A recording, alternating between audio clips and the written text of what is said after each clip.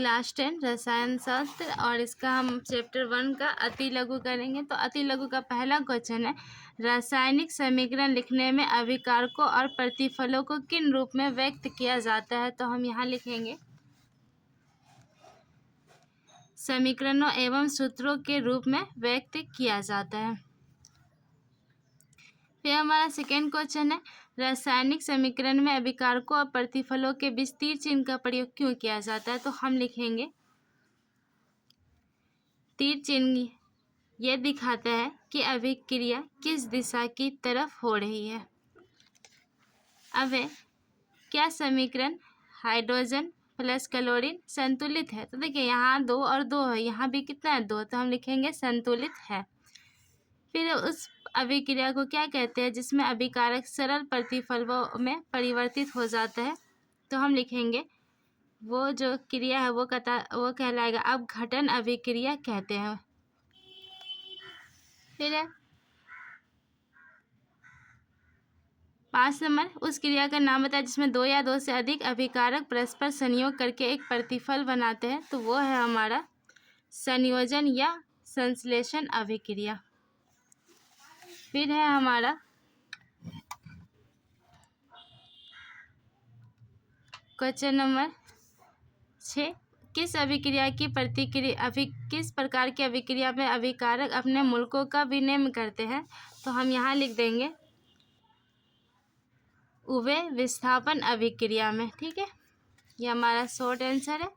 फिर है, क्या कॉपर आयरन से अधिक क्रियाशील है। तो हम लिखेंगे क्या कॉपर आयरन से अधिक क्रियाशील है। तो पहले तो हम यहाँ लिखेंगे उभय विस्थापन अभिक्रिया का एक उदाहरण सिर्फ समीकरण के रूप में लिखे। तो हम एक उभय विस्थापन अभिक्रिया समीकरण के रूप में लिख देंगे। ठीक है, फेरस सल्फाइड सल्फ्यूरिक अम्ल फिर ferrous sulphate plus hydrogen sulphide.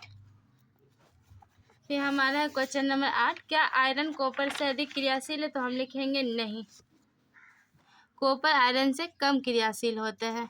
फिर है हमारा क्वेश्चन नंबर 9, क्या संयोजन अभिक्रिया ऑक्सीकरण अपकरण अभिक्रिया है या नहीं है। तो हम लिख देंगे हाँ, बस हम हाँ भी लिख देंगे तो हमारा आंसर हो जाएगा। फिर है, क्या उभय विस्थापन अभिक्रिया ऑक्सीकरण अभिकरण अभिक्रिया है। तो इसमें भी हम लिख देंगे हाँ, उभय विस्थापन अभिक्रिया ऑक्सीकरणक अभिक्रिया है। फिर है, हमारे भोजन में हमारे शरीर में भोजन का पचना किस प्रकार की अभिक्रिया है। तो ये है एक अपघटन अभिक्रिया है। फिर है 12, प्रकाश रासायनिक अभिक्रिया के 2 उदाहरण दे। तो हम लिख देंगे प्रकाश रासायनिक के 2 बार, एक है प्रकाश संश्लेषण, दूसरा सिल्वर क्लोराइड का अपघटन। क्वेश्चन नंबर 13, दुर्गंध युक्त खाद्य पदार्थ क्या है।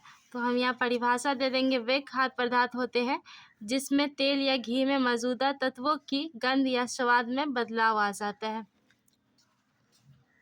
फिर है 14 नंबर, ताज़ा खाद्य पदार्थ को सड़ने से बचाने के लिए क्यों एक उपाय बताना है।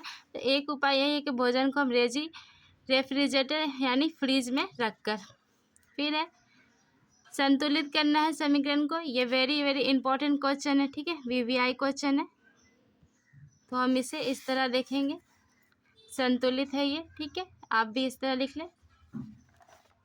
फिर है, एक ऐसी अभिक्रिया का उदाहरण दे जिसमें 2 परस्पर संयोग करके एक एकल यौगिक बनाया जाता है। तो वो है संयोजन या संश्लेषण अभिक्रिया, मतलब 2 अलग अलग बिखरे हुए समीकरण को एक साथ लाना। ठीक है, अब है समीकरण सोडियम हाइड्रोक्साइड और हाइड्रोजन क्लोराइड द्वारा निरूपित अभिक्रिया एक उदासीनीकरण अभिक्रिया। तो इस अभिक्रिया का दूसरा नाम क्या हो सकता है। तो इस अभिक्रिया का दूसरा नाम है ऑक्सीकरण अभिक्रिया।